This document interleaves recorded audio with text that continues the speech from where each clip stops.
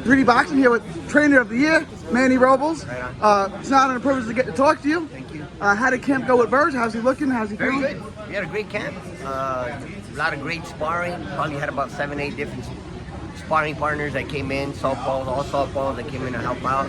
As you know, Southern California is a hotbed for boxing, so it's not that hard to find the right sparring. It is, and we're in Dallas here. It's about 105 degrees. Yeah. How you dealing with the heat? Yeah, it's great, man. I don't have a problem with with the heat. I mean, if you can't handle the heat, then Get out of the kitchen, get right? out the kitchen. That's right. But it's cool. I like it. I love it. Food out here is great. People are great. Great environment. So happy to be here. I want to talk about someone who can handle the heat, and that's Vergil Ortiz. That's right. Robert Garcia and everyone who knows him always credits his work ethic. He's the hardest worker they've ever seen. That's correct. What's your experience working with him and talking about his work ethic? Because everyone compliments it. Robert is 100% correct on that. I mean, this kid is an extremely dedicated and hard-working fighter. He knows what he wants, and that is to become a world champion and to leave a legacy, really, more than just being a world champion. But that's it. To be someone that everyone will remember. Now, there's 2 world champions in that weight class. One of them was just here, Terrence Crawford, said he was interested in fighting Ortiz if Spence fight fell through. And then there's Spence. As the trainer, do you prefer one to the other? Is there, I'd rather prepare my fighter for Crawford or Spence, or does it really not matter? I think at this level, there's no easy fights at this level. I think either way, whether it's Crawford or Errol Spence, I think both are just as tough. I was just having a conversation with Crawford myself, nothing to do with boxing or with fighting Vergil, that is. But great guy, great individual, great person, down to earth and humble as can be, and just, that's what makes him who he is today, and that's why everybody respects him so much, for not just the way he carries himself in the ring, but the way he carries himself outside of the ring as well. He's a heck of a human being inside and outside of the ring. When you guys connected, you hit it off right away. Okay, this is a good match. Like we're gonna mesh well together, the 2 of us. Right.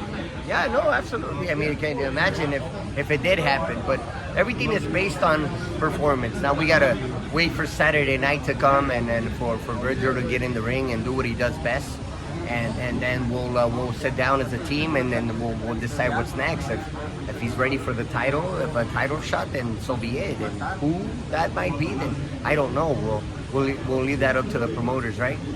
I wanted to ask you, Michael McKenzie's a good fighter, right? He's got some decent wins, good prospect. Yeah. He's kind of awkward. He's kind of chin out, hands down, lunges in. Is he kind of tailor-made for Vergil Ortiz? I mean, can we expect like a posterizing, vicious knockout? I don't think so. You got to give credit to McKenzie. McKenzie is a crafty fighter. He's a difficult fighter. You're not easy to hit. He makes it. He can make he can make for a tough fight. You know what I mean? He doesn't have a lot of knockouts, but he's crafty. He knows how to survive. He knows how to box, how to get in there and do what he's supposed to do to win. And so I believe Vergil's going to go out there and do what he does best. Seek and destroy and cut off the ring and make it his fight. But it should be fun while it lasts. Whether it's a knockout or a decision, I believe that Vergil's going to come out on top. He's never gone the distance. He's knocked every opponent out. Is there extra pressure for him? Maybe it's a better question for him to get a knockout, especially in front of your hometown fans.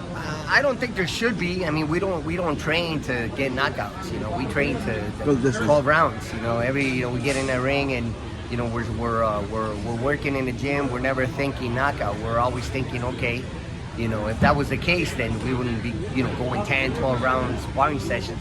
We're 3 or 4 different guys, you know what I mean? For what? But we always, because you never know, it's boxing, that's what we have to be prepared for every situation. If the knockout comes, then so be it. But if not, then you have to be ready to go the distance.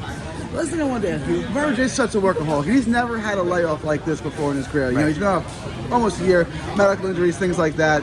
Is it difficult to keep motivated? What was that like, being out of the ring with him for that long? I don't know, man. This kid is self-motivated, man. He's a hard worker. Every single day he shows up at the gym, and he's works harder than any other fighter in the gym. And that a testament to who he is and his record, of course, because this kid doesn't get tired, man.